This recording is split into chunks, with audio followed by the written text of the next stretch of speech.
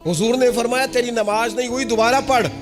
आप जब तक पूरी तरतीब से नमाज नहीं पढ़ते, रब की इबादत है ना, करीम भी बड़ा है ना, मेहरबान भी बड़ा है ना, गफूर भी बड़ा है, लेकिन अगर मुरत्तब तरीके से ना पढ़ो तो वो तो नमाज कबूल नहीं करता। नबी पाक सल्लल्लाहु ताला अलैहि वसल्लम के सामने आके एक शख्स ने नमाज पढ़ी, इबादत की है, आया है, झुका है, लेकिन इबादत भी बेतरतीबी नहीं, बेढंगी नहीं, गैर मुरत्तब नहीं, गैर मुनज़्ज़म नहीं, ऐसे नहीं कि जैसे मर्जी कर ली। उसने आके नमाज पढ़ी तो हुजूर ने उसको देखा और नबी पाक अलैहिस्सलाम ने फरमाया तेरी नमाज नहीं हुई, दोबारा पढ़।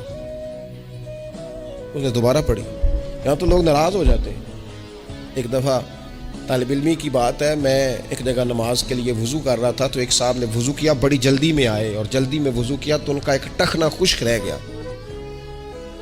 तो मैंने उनकी खिदमत में बड़ी, चूँकि बुजुर्ग थे, बड़े थे मुझसे, मैंने बड़ी अर्ज़ की, मैंने कहा वो आपको ख्याल नहीं रहा, आपका टखना खुश्क है। वो कहते मौलवी वो लंघन ना दिया दे, देखियो को लंघ ना जाए, तुसा कबूल करनी कि अल्लाह ने।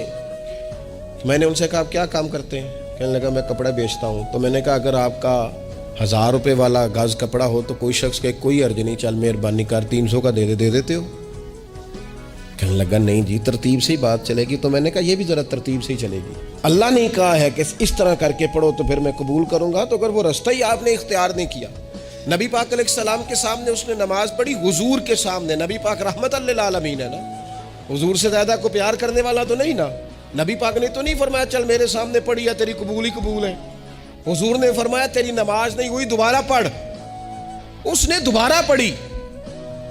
हुजूर ने फरमाया तेरी नमाज नहीं हुई, दोबारा पढ़। उसने 12 पढ़ी, 3 दफ़ा पढ़ी।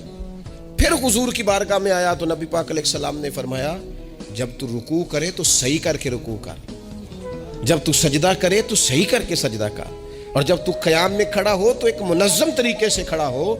फरमाया इस एतदाल, इस नज़्म व ज़ब्त से, इस तरतीब से नमाज पढ़, उम्मीद है खुदा के फजल पर कि वो तेरी इबादत को कबूल फरमाएगा।